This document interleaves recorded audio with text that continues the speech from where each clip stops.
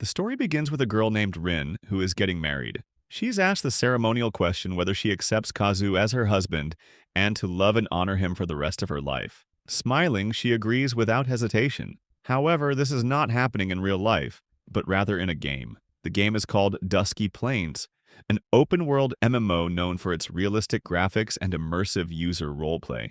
Upon completing the ceremony, Kazu is awarded a commemorative item. Rin, filled with joy, calls out to him with the hope that they'll stay happy together. Kazu responds with a simple, casual, "Yeah!"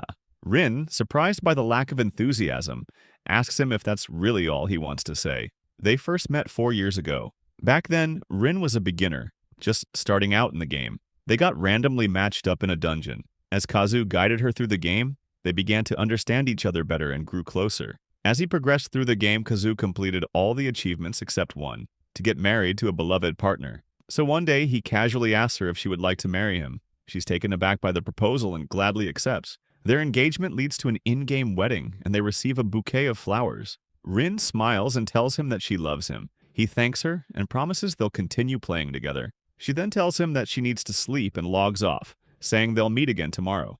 Kazu also logs off. He sets his phone down and gets ready to sleep after a long day of gaming. Just before dozing off, his phone buzzes. It's a message from Rin, thanking him for the beautiful wedding and reminding him that he's now her husband, so he has to take care of her. He sends a casual reply and doses off. The next day at school, Kazu gets a notification about a new in-game event. Nearby, he overhears classmates talking about the new Star Mines music video. They're excited about it, especially about how cute Mizuki-san was. As they are talking, Mizuki walks into the classroom. She instantly grabs everyone's attention, but no one has the courage to talk to her. Star Mines is a 5-member idol group, the most talked-about group at the school. One of its members, Mizuki Rinka, is in their class. She's known for her calm and serious attitude. Students admire her quietly. Kazu remembers that during the early days of high school, everyone talked about her at the school gates. And it's easy to see that no one was exaggerating. Her presence, composure, and graceful movements draw attention immediately. Her expression never changes, and her demeanor is refined, placing her on an entirely different league than everyone else. However, because of this attitude, she also has many haters. To them, she seems distant and cold. Kazu, watching from afar, realizes she never starts a conversation.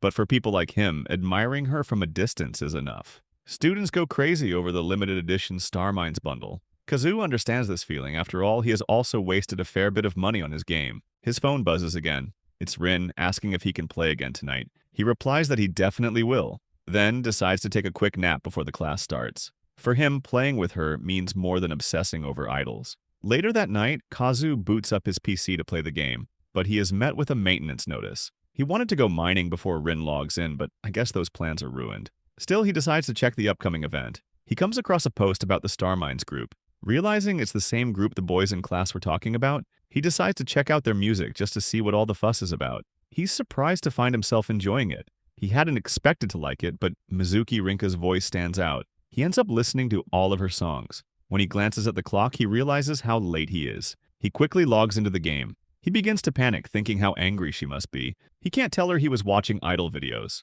But then she appears and scolds him for being late. But one apology later, they are back to finishing again. These two are the classic in-game couple. While fishing by the lake, he gently asks her if she's still angry. She tells him to just inform her next time if he's going to be late. She reminds him that their relationship should be built on mutual trust and honesty.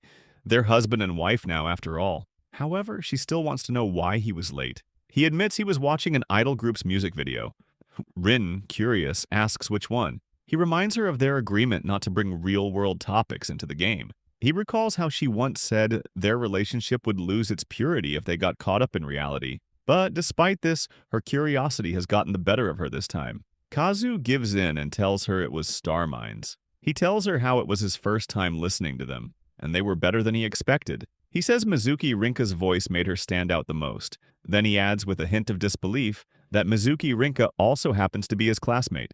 Rin falls silent. For 3 minutes, neither of them speaks. Kazu starts to panic. He apologizes, saying he must have said something foolish and asks her to forget what he just said. Out of nowhere, she reveals that she is Mizuki Rinka. He is stunned and at a loss for words for a moment. He wonders why she's saying that all of a sudden. Surely she's joking. But Rin, completely serious, tells him she's in year 2, class 3, Their homeroom teacher is Satu-sensei, and her seat is at the front of the second row from the window. And that's not even the gist of it. His mind races. Everything she's telling him is accurate. She asks for his name. He replies calmly, saying he sits in the first row, all the way at the back. Upon hearing this, she abruptly gets up and decides to log off. Alone in his room, he wonders if she was disappointed to find out who he is. Maybe now she won't want to play with him again. The thought of not playing with her again is not a pleasant one. Spending time with her has become a routine, something he took for granted. The idea of going solo again feels empty. His phone buzzes with a message from Rin. She asks him if he wants to go to the cafeteria with her during lunch break tomorrow. At first, he feels relieved that she isn't mad, but then reality hits him like a truck. The reality that Rin really is Mizuki Rinka. He still tries to reason it out. Their personalities are nothing alike. Mizuki Rinka always says she does nothing during breaks. He can't imagine a bigger contrast. Then he wonders how she got his in-game name right. Maybe it's his other classmates messing with him. There's no way Mizuki Rinka would play online games. He convinces himself that this isn't real. Another message appears. Rin tells him she'll prove that she is real, followed by a selfie of Mizuki Rinka. The next day at school, Kazu feels the weight of a sleepless night. Everything that happened still plays in his mind, and he cannot come to terms with the idea that Rin could actually be Mizuki Rinka. He begins to wonder if he can even invite her to play like he used to. The image she sent the previous night resurfaces in his thoughts, and after examining it carefully, he realizes there's no other choice but to believe her. Around him, other students are also looking at the same picture, commenting on how cute it is. Some speculate that it might be edited. Kazu himself begins to doubt it, wondering if someone could have manipulated the photo. But then, Mizuki waves at him from the seat ahead. He waves back, and at that moment, he accepts the truth. It's real. During lunch break, as Kazu walks toward the cafeteria, Mizuki approaches and sits next to him. The students around them react with silent shock, unable to believe that Mizuki Rinka is sitting and eating with him. Jealousy surfaces among them, and Kazu feels the intensity of their gazes as if sharp eyes are piercing right through him. He finds it difficult to process that the girl in front of him is Mizuki Rinka, the same idol whose videos he had been watching just the night before. Her smooth white skin, her large, defined eyes, everything about her appearance is perfectly composed. Seeing her again, he realizes how beautiful she truly is. While he's still caught in the moment, Mizuki unexpectedly reveals that she was surprised to find out that he was actually Kazuto. Kazu feels equally shocked and considers it even more surprising from his perspective. She points out how calling himself Kazu just because of his name seems overly simple. He quietly thinks she's not one to talk, but the moment passes with mutual understanding. She reflects that they seem to get along quite well, and he agrees. Still, he finds it hard to believe that they both ended up in the same class. Mizuki suggests perhaps it's fate. Kazu reminds her that their marriage is only within the game, but she takes a pause and then remarks with calm sincerity that, even so, it's a pure kind of love. The nearby students start whispering among themselves, wondering if Kazu might have said something inappropriate. During this, she explains with seriousness that people behave differently on the internet because of the anonymity it offers. That is why their true emotions and personalities tend to surface. She believes that through chats and the way people cooperate in games, one can judge a person's character, even without any additional information. She expresses her thoughts to him seriously, explaining that in real life, people often approach her with hidden motives. On the internet, every male player she has met changed their attitude immediately after learning she was a girl. Kazu listens closely, understanding the weight of her words. She tells him that he was the only one who remained genuine and kind. He had supported her without knowing her true identity, even during the toughest times of her idol career. Thinking back, she recalls moments when she was emotionally unstable, and during those times he had helped her feel at ease like when they were fishing, and he asked for help with a catch that eventually got away. She apologized, but he reassured her that it was okay to move at her own pace. She had sincerely thanked him from her heart. Kazu reflects on how he never directly asked her about her real life. He had simply assumed that she had some connection to the entertainment world. She then tells him that if she hadn't met him, she likely would have already retired from being an idol. He tries to dismiss it, but she remains firm, explaining that the emotional support he gave her became the reason she decided to stay and even to marry him. The word marriage stirs quiet surprise among the other students. Kazu keeps calm, reminding himself it's all about the game. Still, he begins to realize just how seriously she takes online games. He's glad she does. She then tells him that she believes marriages and MMOs are important. She wonders if he feels differently, but he agrees and tells her calmly that he thinks the same. Marriage in MMOs matters. It even comes with a special title. Her expression brightens at this shared view, but just then, he shivers slightly. A sudden chill runs down his spine.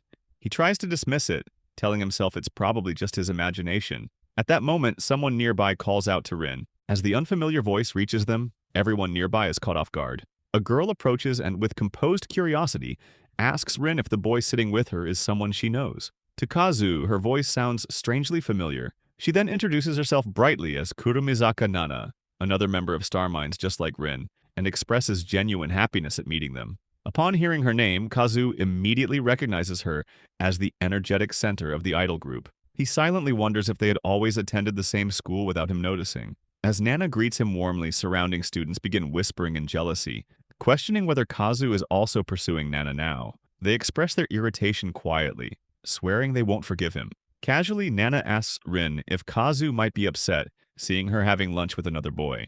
Rin calmly clarifies that the boy in question is Kazu himself. Kazu smiles politely, showing he's glad to meet her. Nana reacts with pleasant surprise upon realizing he's the same Kazu she's heard about, finding it amazing to meet him in person. She expresses her excitement with honesty while he responds modestly, reminding her that she's the actual idol here. Their conversation shifts as Nana curiously expresses interest in how Rin behaves online. Kazu replies there's not much difference, though he internally acknowledges she acts quite differently in-game. Nana remarks that she always assumed Rin's online personality would be the complete opposite, and Kazu silently agrees with her observation. She then thanks him sincerely. She shows him a screenshot from a video and explains that her gratitude comes from the support he gave Rin over time. She reveals that after Star Mines debuted, they struggled with popularity, and it had been particularly hard on Rin. Compared to the others, Rin bore a stronger sense of responsibility and worried more deeply. Nana recalls a specific moment when Rin was practicing without pause, pushing herself beyond her limits. She had approached her and reminded her not to strain so hard, but Rin insisted she couldn't afford to hold others back and had to work even harder. Watching her that day, Nana had felt unsure how to help. Noticing Rin smiling at her phone, she had advised her to act more naturally, but Rin didn't respond. Nana had then stepped closer to make her presence known, startling Rin, who admitted she'd nearly scared her. Curious, Nana had asked what she had been gazing at so fondly, teasing if it was a boyfriend. Rin calmly revealed that it was her husband, someone she had married in an online game. Nana was stunned. Rin elaborated that Kazu was someone who never questioned her, always stayed by her side and quietly encouraged her. He made her feel like she could give her best every single day. Rin, caught in her emotions, became flustered mid-sentence. Nana then thanked Kazu once more, acknowledging that Rin began to recover slowly afterward, and their group's popularity had started to grow. Kazu, listening to everything, realizes just how little he knew about what Rin had endured. Nana affirms that this is precisely why she's so grateful to him now. Rin, slightly embarrassed, reminds Nana that Kazu is standing right there and asks her not to say such things out loud. Remaining composed, Nana continues, noting that now that she thinks about it, they are technically married. She admits feeling a little envious of their relationship. Kazu and Rin both quickly correct her, explaining that the marriage was only within the game. Still, Nana asserts that even so, they must have married because they like each other. Kazu, keeping a calm demeanor, clarifies that they did it because the game offers a special title for marriage. Nana, not letting it go, seriously asks if that means he doesn't actually like Rin. Kazu answers honestly that he likes her, but only as a friend within the game. Nana understands, and it becomes clear to her that this matches what Rin had likely expected. Rin then comments aloud about how long they plan to keep whispering to each other. Seeing their proximity, she quietly remarks that they're sitting too close. Nana immediately shifts away from Kazu and apologizes to Rin. She assures her that there's no reason to be jealous. Kazu, startled, begins wondering if Rin is actually jealous over him. Something about the situation feels off. He starts to think that maybe he and Rin have completely different interpretations of their relationship. Then the idea strikes him that Rin might actually have feelings for him in real life. He tries to dismiss the thought, insisting to himself that it can't be true. Still deep in thought, he continues eating, but Nana quietly makes a decision. She isn't going to let things remain ambiguous. She's determined to ensure that they truly end up together. The next day at school, Kazu walks in quietly, and Tachibana, along with his friends, closely watches to see whether he interacts with Rin. But Kazu passes by her without saying a word. Later, Tachibana asks if he checked the website he mentioned earlier. Kazu replies that he did, and that it made him realize how naive he had been. Tachibana laughs and tells him that it's only natural for some fans to be extreme. He then asks what he plans to do next. Kazu explains that he has decided to maintain distance both in real life and in the game. He reminds himself that their in-game marriage is only virtual, while in real life their worlds are entirely different. He admits that he's just a regular video game otaku and doesn't want to cause any problems for Rin. For that reason, he plans to stop talking to her altogether. Nana, sitting on the other side of the wall, overhears the conversation. She feels that what she has just heard carries deep significance. In the classroom, Rin senses that something about Kazu has changed since the previous day. Though he greeted her in the morning, his behavior feels distant. She begins to wonder if she did something to upset him, but she can't find an answer and ends up feeling dispirited. Other students notice the troubled look on her face and are struck by how beautiful she looks, even in sadness. The boys quietly whisper among themselves, determined to remember this moment forever. Later, Kazu's gaze briefly lingers on her, and he recalls the message she sent the previous night, asking if they could have lunch together. He had turned her down, saying he needed to study. That night, when Rin logs into the game, Kazu logs out almost immediately, claiming the professor is calling him. Rin feels let down. She can't understand why he's avoiding her, and quietly reflects that he was the one who said her real-life identity didn't matter. Alone by the riverbank in the game, she feels a mix of confusion and hurt. At school, Kazu realizes Rin has already left. As he walks through the hallway, Tachibana and the others invite him to join them for karaoke. He declines, saying he is heading home, though he convinces himself he's doing it for Rin's sake. Avoiding her causes him pain. As he passes the lab, he hears a girl's voice from inside asking if he can pass something to her, as her hands are occupied. When he reaches in to help, Rin suddenly grabs his wrist and pulls him into the room. He's surprised to see her, but she quickly apologizes. He tells her it's fine and asks if she needs anything. Trying to excuse himself, he turns to leave, but she asks him seriously why he is avoiding her. He remains silent. She tells him she wants things to go back to how they were, that she wants to play together again and grow closer. But he quietly apologizes and tells her not to speak to him anymore. She stands frozen, unable to respond, and silently accepts his words. The scene shifts outside, where rain pours heavily. Kazu stands without an umbrella, observing the downpour and deciding to wait until it eases before heading home. At that moment, he sees Rin standing quietly in the rain, holding an umbrella and walking away in silence. Watching her go, he realizes that a considerable amount of time has passed and she hasn't logged in since. Their connection has reverted to what it used to be, simply classmates. Still, he believes that what he said back then was necessary. As he silently watches her saddened expression, another girl suddenly approaches. She remarks that it's been a while since they last met and asks if he can spare a moment to talk. Surprised, he asks who she is. The question comes off as harsh, and the girl responds seriously, wondering if they hadn't once longed for each other. He denies any such memory. She playfully calls him cold and tells him to follow her somewhere for a bit. When he asks for a reason, she replies that he'll understand once they arrive. As they enter the school building, she calmly introduces herself as Kotone and tells him he can call her Kotone-sama. He, confused, questions what exactly is free about that. He then shares his full name. She continues without hesitation, reciting details about him, his love for video games, his age, his dominant hand, and that he is an only child. This startles him, and he asks if she's a stalker. She firmly tells him not to be rude and explains that he's become somewhat of a celebrity at school. She points out that he even shares lunch with Mizuki Rinka. Kazu, now more serious, asks if this is all about the rumors. At that moment, she turns toward Nana and states that if she wants to talk about it, now is the time because she has brought him here. Kazu then notices Nana, who gently apologizes for calling him so suddenly. She explains that Kotone shared everything with her, and she also overheard his conversation with Tachibana on the rooftop. She understands that the rumors caught him off guard, prompting him to distance himself from Rin, believing it was for her sake. Acknowledging Rin's career goals, Nana admits that perhaps distance was a reasonable decision. But despite that, she tells him she hopes he can rebuild his connection with Rin. She shares that Rin, though pretending to be fine, seems to be in quiet distress. She helps him realize that while Rin's idol activities are important, it's also essential for her to find happiness as a normal girl. If closeness to Kazu might cause problems for the group, she is willing to help for Rin's sake. Kazu listens quietly, gradually realizing that he had made decisions for Rin without fully considering her feelings. He remembers how she had tried to open up to him, but he had pushed her away. He reflects that he had only seen her as an idol, someone distant, from another world. But in the end, she's just a girl who enjoys MMOs. Even knowing this, he still acted thoughtlessly, and now he regrets it. He recalls her smiling face when she had told him they could be together in real life. The memory makes him realize how foolish he's been. As he processes all of this, Nana calmly asks if he intends to make things right with Rin. He replies that he will if Rin is willing to forgive him. Nana, moved by his sincerity, thanks him. Kazu then expresses concern that the rumors will likely resurface. Nana reassures him that she already has a plan in place. She admits that she once considered arranging a marriage between Kazu and Rin, though she now feels it may not be the right time. With that, she tells him it's time to begin Operation Reconciliation. The scene moves to the school rooftop, where Tachibana, Kotone, Saito, and Kazu gather to discuss the situation.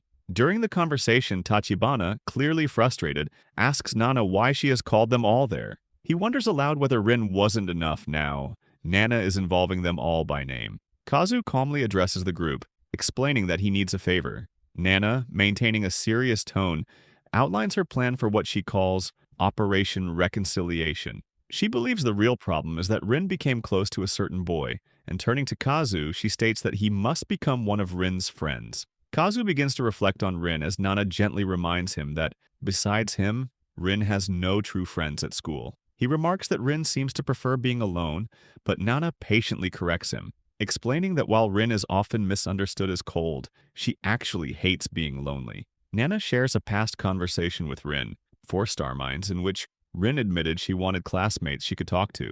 However, Rin hesitated, eventually explaining that she struggles to express emotions and doesn't have the same cheerful personality as Nana, so she assumes others wouldn't enjoy being around her. Nana had reassured her otherwise, and Rin had smiled, saying that just having Nana and Kazu was enough for her. Nana calmly points out that she truly believes Rin wants friends. Kazu, taking it in, admits he hadn't known any of this. Kotone also confesses that she had assumed Rin simply liked solitude. Nana then outlines her plan, to have their own group Tachibana, Saito, and Kotone become Rin's friends. Kazu reaches out to them with sincerity, asking that they help by becoming her friends. He explains that by surrounding Rin with more friends, they can prevent further rumors and also ease her loneliness. He presents the idea with genuine intent. Tachibana listens carefully, then seriously questions whether Kazu might be acting too conveniently. He points out that only a few days ago he had vowed never to speak to her again, and now he's asking them to befriend her to repair that relationship.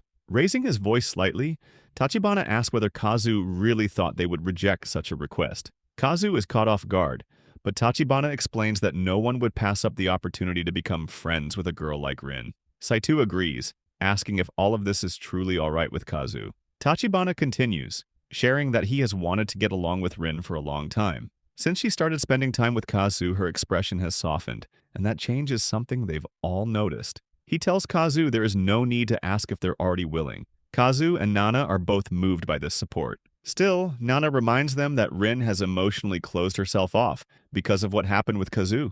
If they try to approach her directly now, she may simply ignore them.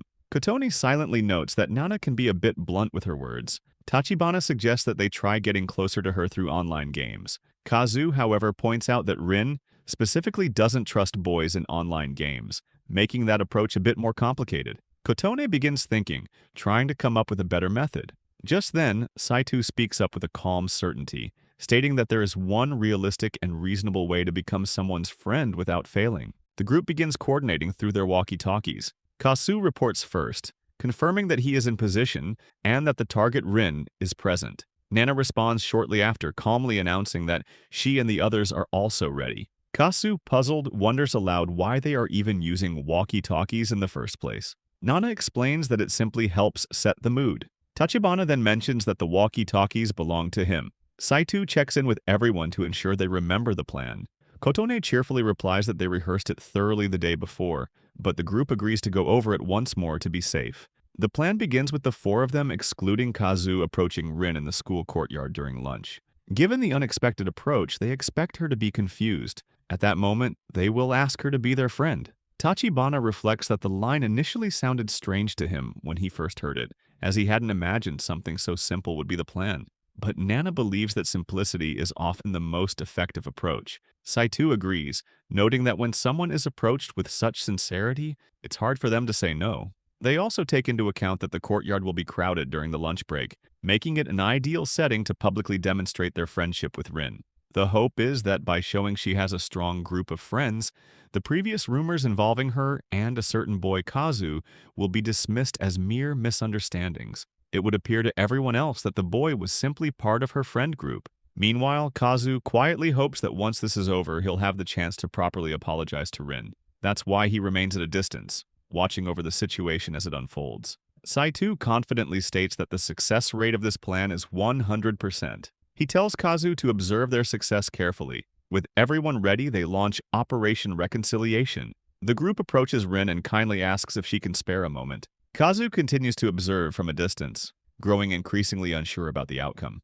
Although the plan had seemed solid in theory, the reality feels uncertain. Rin, confused by the sudden approach, looks to Nana and asks who the others are. Nana explains that they are her friends and that she wants Rin to meet them. She introduces Tachibana, who warmly expresses his happiness to meet her. Then she presents Saito, who remains silent. Nana explains with a smile that he's just nervous. Finally, she introduces Kotone, who enthusiastically tells Rin that she can address her as Kotone-sama. From where he stands, Kazu senses the group's awkwardness and stiffness. He begins to worry that if they continue like this, they might unintentionally push her away. He catches a glimpse of her expression and sees that she is clearly more overwhelmed than they expected. Quickly, Kazu sends a reminder through the walkie-talkie, prompting them to say their prepared line. After a tense moment, they do. They ask her to be their friend. Rin stands in silence, visibly uncertain. After a brief pause, she nods in agreement. The group lights up with relief and excitement, knowing that she has accepted their offer of friendship. Kotone immediately sits beside Rin, eager to ask her many questions. Tachibana quickly interrupts, complaining that Kotone shouldn't monopolize her attention. The energy around them grows more relaxed, and students nearby begin to notice. Watching them interact, others start to believe that she really does have a lot of friends. Some students even express interest in getting closer to her. From this growing impression, it becomes clear to everyone that the rumors about Rin and Kazu were exaggerated. The assumption now is that he was just one of her many friends. Kazu observes the unfolding scene with a sense of relief, believing that everything is progressing smoothly. Nana, too, feels a sense of happiness. She's glad that Rin is able to blend in so comfortably with others. She gently tells her that this might be a good chance to start speaking with Kazu again. However, Rin's expression shifts and she calmly asks what Nana means by that. Caught off guard, Nana listens as Rin explains that she appreciates her concern but no longer has any connection to Kazu. She admits with quiet clarity that it was her own fault for interfering in his real life. She reflects on the difference between her two selves, Rin and Mizuki Rinka, saying that they are completely separate people. It was only natural that Kazu felt disappointed when he encountered reality. Remembering it only causes her pain, so she decided to let him go. Nana sees the look in her eyes.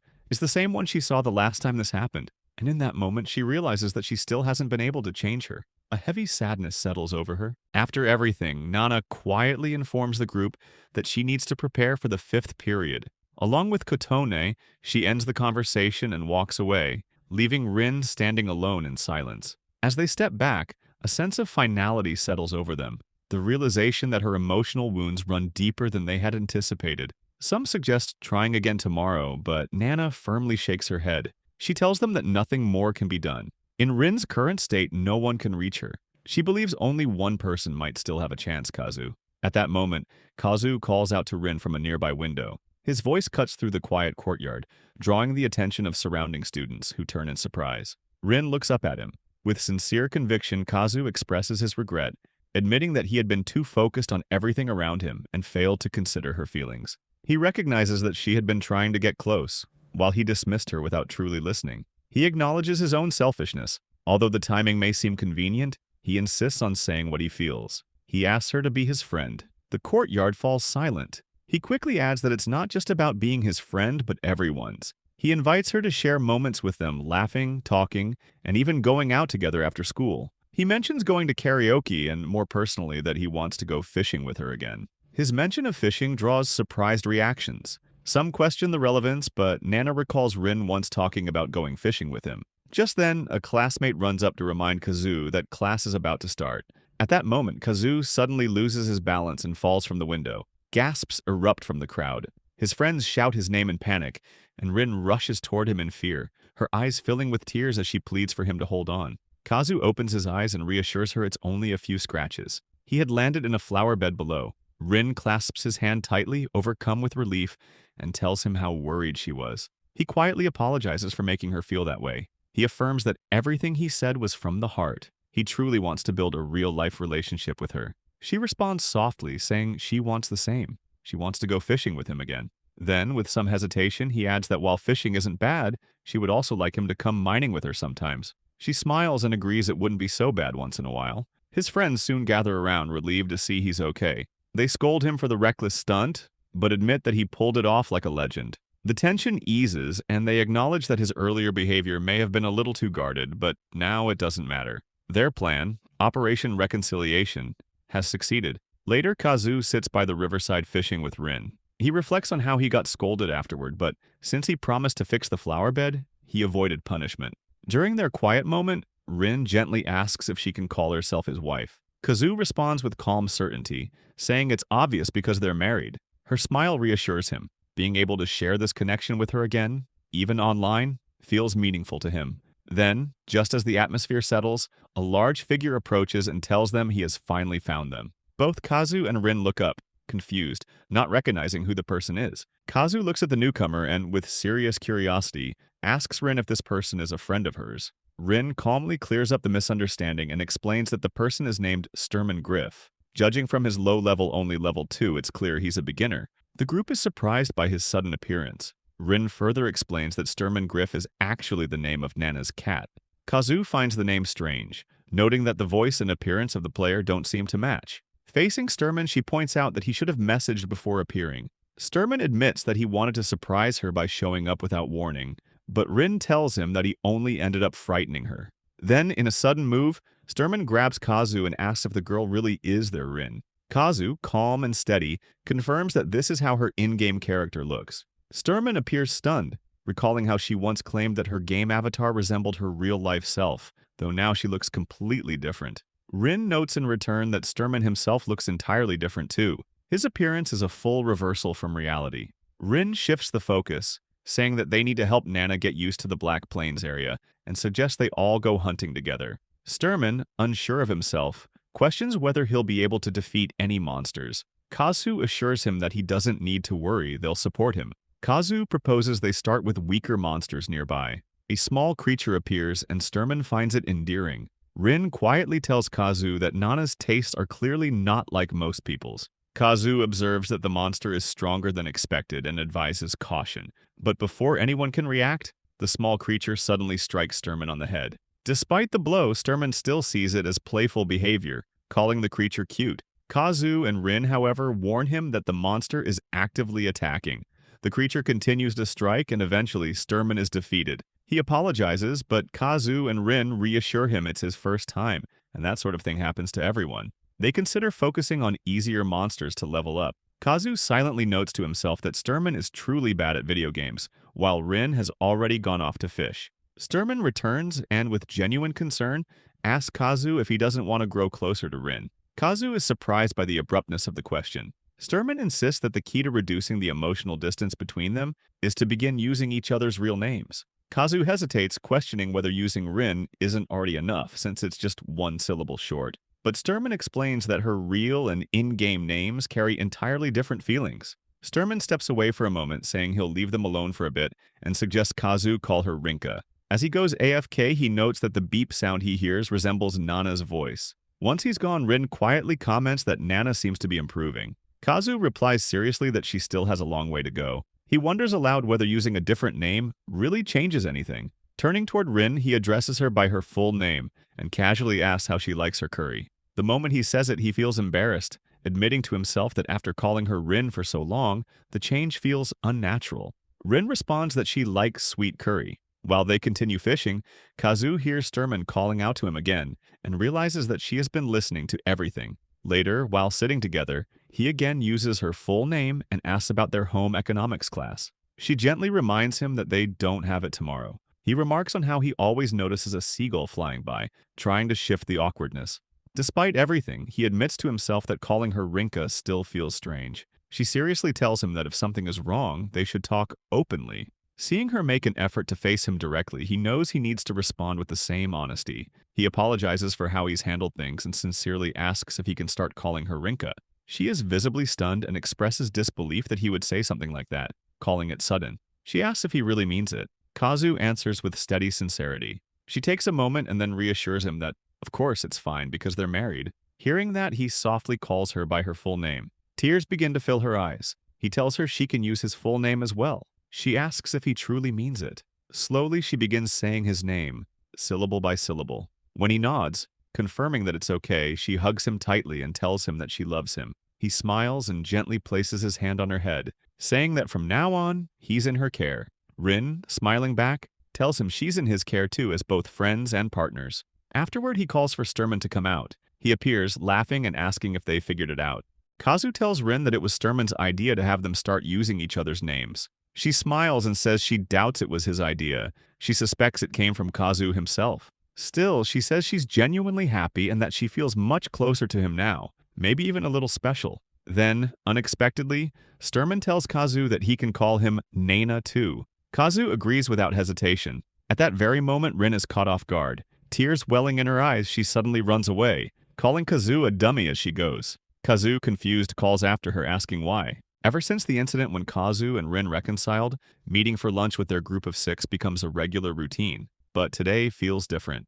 Rin calls out to Kazu using his full name, something she doesn't usually do. When he approaches, she reminds him that entering the old school building is technically off limits, which is exactly why she has chosen it as their secret spot. She hands him a bento box, saying she wanted to give it to him today. She mentions how he usually only eats boiled eggs for lunch, which she doesn't find very healthy, so she made this meal for him instead. Kazu is surprised, but she tells him that from now on, she'll prepare his lunch every day as his wife. He thanks her with a smile and begins eating after getting her approval. As he tastes the food, he finds each item delicious. He realizes how much care she put into it and asks if she really woke up early just to make it for him.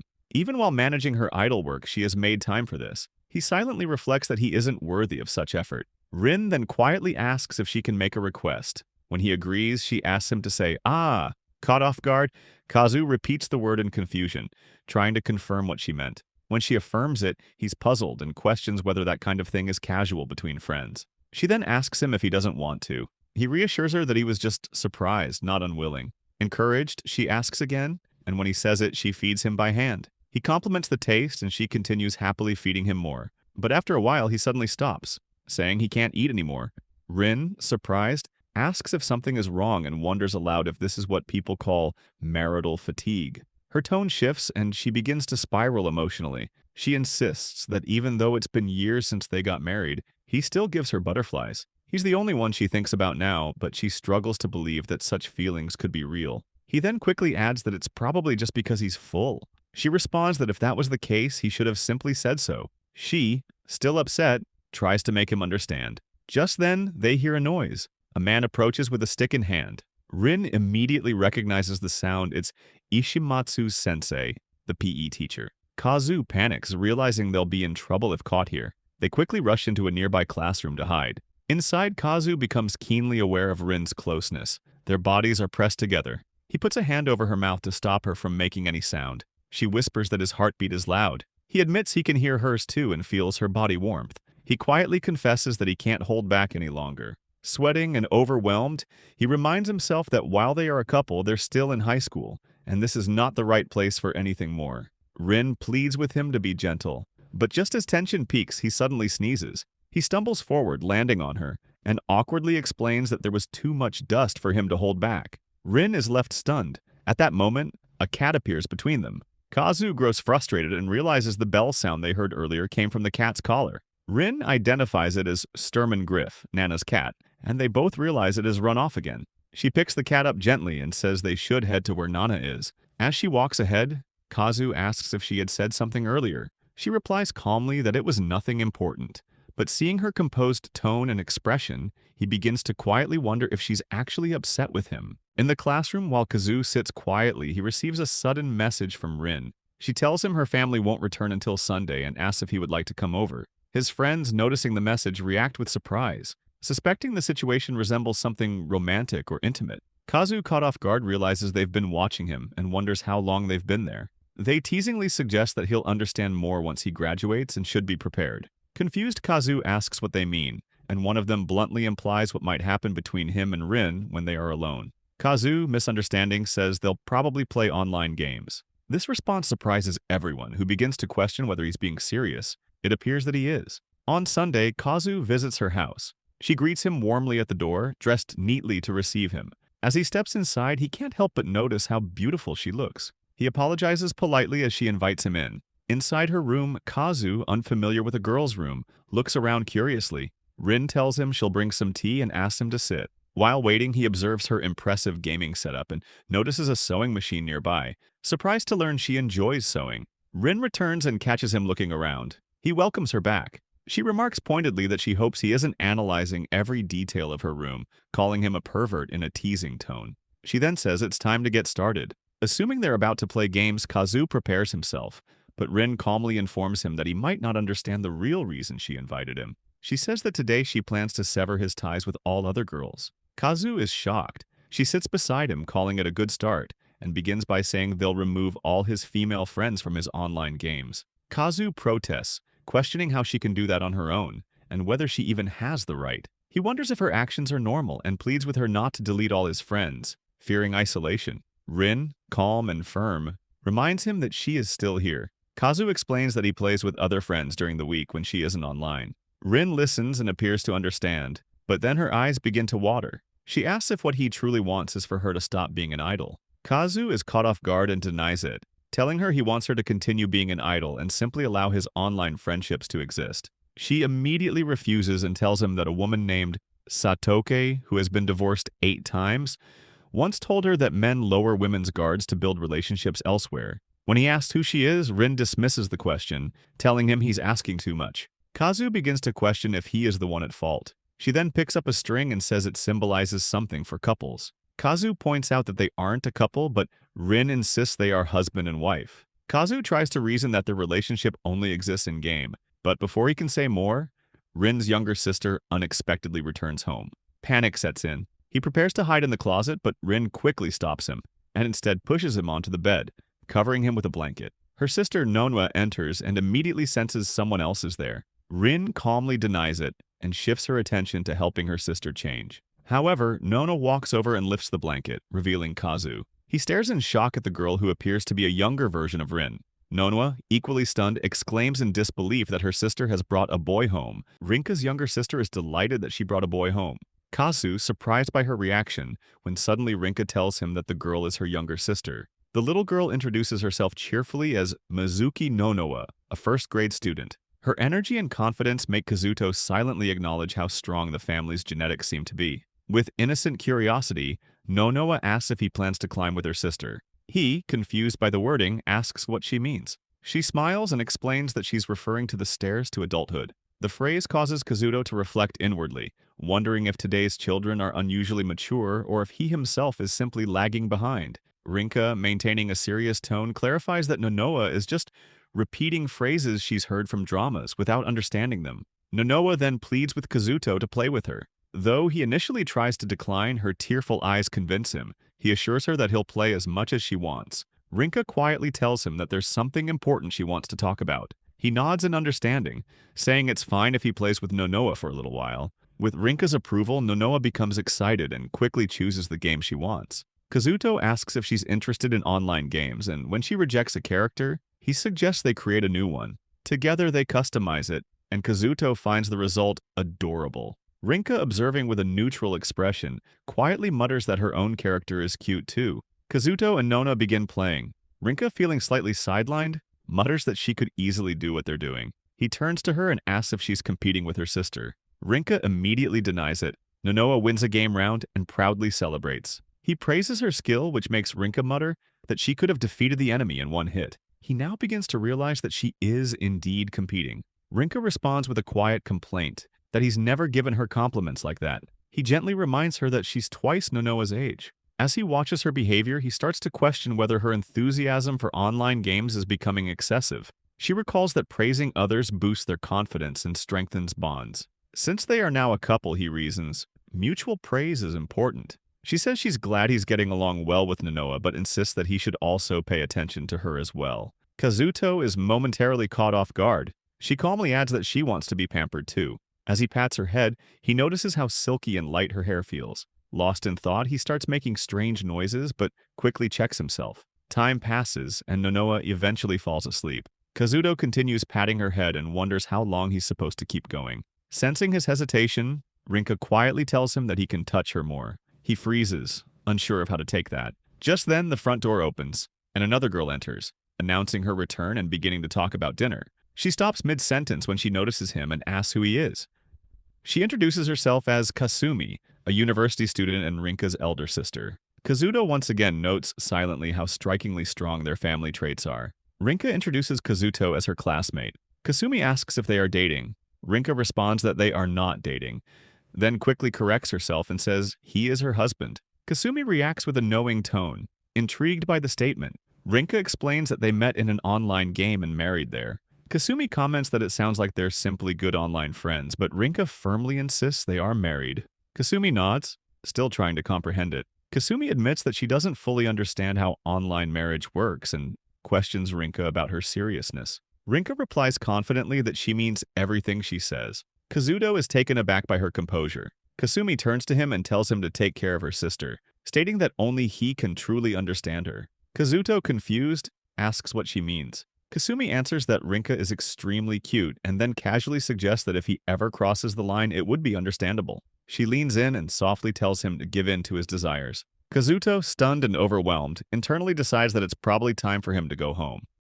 Here I am, know it's been a while. I was in denial about my love. Here I stand,